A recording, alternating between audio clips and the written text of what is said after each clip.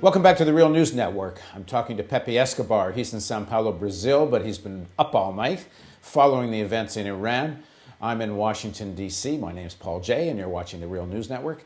And Pepe, let's pick up where we left off. So just to sum it up very quickly, what amounts to open civil war has broken out amongst the Iranian elite. On one side, you have Ahmadinejad, the supreme leader, with a lot of support in the countryside and perhaps amongst urban poor. On the other side, you have Mousavi, Rafsanjani, and a whole section of the elite, which is perhaps more linked to the urban capitalism, more private capital perhaps. On the other side, Revolutionary Guard, which is a little more entrenched in state capitalism. And both sides more or less raising sections of the population at war with each other. But clearly, the Ahmadinejad side seems to have the army and the supreme leader and the upper hand. So pick up a little bit about the economics of all of this, and then let's get into U.S. policy. The problem is that these ultra-conservative, let's say the neocons of Iran, supreme leader, Ahmadinejad, Revolutionary Guards, Basiji, the police apparatus, Ministry of Interior, controlled by the Ahmadinejad faction, they control all the levers of power. So on the other side, who's the most powerful player is Rafsanjani. Rafsanjani has a key card to play now. And this is what's going to happen in the next few days. And we're going to see what's going to happen to the principles of the Islamic Revolution, as they say. As the leader of the Council of Experts, if he can muster enough votes, he can remove the supreme leader. Council of Experts is 86 clerics, all of them very conservative, all male, no women. They meet twice a year maximum to discuss matters related to the supreme leader. Rafsanjani, as we speak, he's trying to see if he can muster enough votes to maybe, it'll be a white coup, in fact. There were only two supreme leaders in the Islamic Revolution, Khomeini and Khamenei. And Khamenei, by the way, he became supreme leader by fraud, which is something that every Iranian that was living in 1989 remembers the story. Apart from that, there's not much that the reformists can do because the crackdown is going to be very, very hardcore and very ugly. They have, I would say, the next week or the next 2 weeks or so to calm things down because the country now is paralyzed. There's no decision making. It's impossible to run a country where not only Tehran, but the big cities are practically on fire now. There was a news conference earlier today with Ahmadinejad, and he was asked by CNN whether he would safeguard whether the state would give safety to Mousavi and the other leaders, and he wouldn't answer the question. Because obviously they don't want to do it. And I got some info from a former Iranian foreign minister, Ibrahim Yazdi, and he was saying, look, if they go on all the way, they're going to try to imprison or even kill most of these people. So we are at this level of confrontation. And the regime cannot take it lightly. So here we see more or less a comparison to what happened in Tiananmen in '89. When Deng Xiaoping ordered the crackdown on Tiananmen, he said, look, no mercy. So I figured that now the Ahmadinejad faction, the Republican Guards, they are on a no mercy mood at the moment to deal with what they call a foreign intervention, because they equate this green revolution with the color-coded US-supported revolutions in Eurasia, which is absolutely different. It has absolutely nothing to do with it. And if the American mainstream media are trying to see the Green Revolution as an extension of the Orange Revolution in Georgia, no way. It's a completely different story. And this is because the leaders of the Green Revolution have pledged to maintain Iranian independence on the nuclear issue and other such issues. Exactly. They're not an extension of U.S. power. They are not an extension of U.S. power. And this is something that the U.S. doesn't understand, or U.S. corporate media doesn't understand, I would say. Pepe, before we move more into the U.S. policy, let me just ask you one question. The conventional Iranian army, does it have independence from the Revolutionary Guard? No, the Revolutionary Guards, they more or less took over the conventional army. They were supposed to be an elite, as they were formed by Khomeini, they were an elite group to safeguard the principles of the revolution. Over the years, because of their economic power as well, because they have the best weapons, they took over the north. So when you talk about the Iranian army nowadays, it's basically the Revolutionary Guards with some, you know, non-ideological. It's hard to say non-ideological because almost everyone in Iran is ideological in terms of defending the revolution, if you work for the government. But the Revolutionary Guards, which are the nec plus ultra of principles of the Islamic Revolution, they are the army now. And as we discussed in the beginning, now they are the state. So the Rafsanjani group has no real military power behind nothing. it. No, Well, then that's more or less the end of the story, then, isn't it?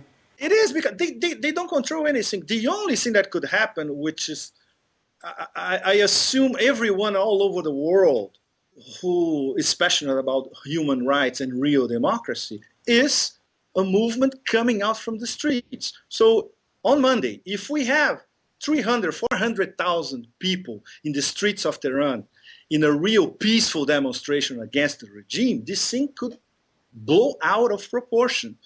I'm not sure they're going to take it very lightly. The repression can be extreme. Yeah, they would need it. They would need splits in the armed forces for this to have effect. Exactly. And this is also very crazy because a few days ago we were getting reports from Iran that parts of the Republican Guards were allied with Mousavi. That was not the case. Otherwise, the split would be public by now, and they would not be supporting the crackdown in the streets for the past 2 days, on Saturday and Sunday. Let's talk about U.S. policy here, because watching the U.S. media covering this, you get this sense of this sort of benign democratic power, watching this emerging democracy, and then this democracy movement being suppressed and all of this. But they don't want to deal with the fact that Ahmadinejad and the Supreme Leader's faction, how much they've been helped by the saber rattling of the United States, by Israel, and continue to be by the fact that the U.S. doesn't want to completely distance itself from the Israeli proposal for the military option. Absolutely. And, you know, Ahmadinejad and Bush, they were perfect as interlocutors because they're blaming each other all the time. And Ahmadinejad is still thinking in Bush terms. I think he hasn't down on him and the hardliners in Iran that now a new kind of dialogue is possible if we follow Obama at his word, of course, if it's not a pie-in-the-sky scheme. But they're still thinking in terms of the last 8 Bush years. And most people in Iran, if we talk even to poor people, say, look, if America respects our independence, if they don't interfere with our foreign policy, if they respect the fact that we are allowed to have a civilian nuclear program, it's fine. It's not great Satan anymore. We're open to dialogue. But no, try to tell this to the Washington elite. It's still impossible. They're still more or less in an undisguised Cold War mood, but not against Russia. Okay, of course, against Russia, but against Iran, treating Iran as a Cold War foe. I've been watching interviews with people, and they're asking, why do you support Ahmadinejad? And many of his supporters have said, well, you know, he's not that great in managing the economy, although maybe he sent my cousin a little bit of money in an envelope, but he stands up for our national dignity. He stands up to the Americans. So every aggressive word that comes from Israel, the United States, is just political capital for Ahmadinejad to come back with some more rhetoric. It is. And I'm sure this is part of the calculation of the Ahmadinejad faction. Okay, let's say we get rid of this green problem in the next 2 or 3 weeks. Then we concentrate on our relations with the US, but under our own terms. And we are sure that they're going to keep attacking us. The rhetoric would mount, and Israel will be trying to tell the international community, no, Iran is a danger to the whole world. This is going to be a new Holocaust, etc., etc. So it's perfect for us because with this, we just use it, we publish it in Farsi, and Iranian national opinion will rally behind us. This is part of their calculation, of course. They're still not thinking in terms of, let's say, the Obama effect. And by the way, the Green Revolution in Iran is not an Obama effect, as a lot of people in the US corporate media is saying. It's a completely different phenomenon. It is indigenous, it is natural, and it is an urban phenomenon that came out of people who they could see what Ahmadinejad was doing wrong, they could see that it was an alternative, even within the framework of the Islamic Republic by Mousavi. They know that Mousavi is not an uber reformist, he's a pragmatic, moderate conservative, but rallying behind him will be a way out of this impasse. That's what this is the meaning of this green revolution. It was not invented by people who travel to Dubai, go to Facebook, and buy Louis Vuitton in Dubai. That's not the story.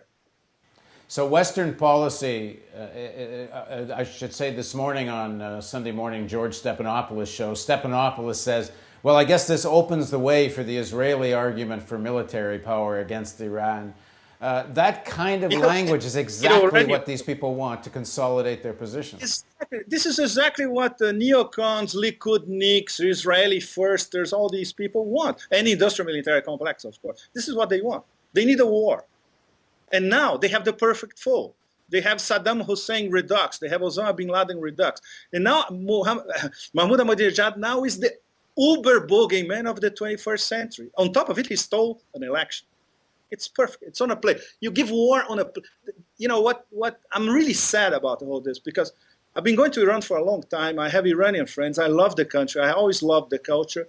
And the play of the regime nowadays was to hand out a war on a plate to Israel.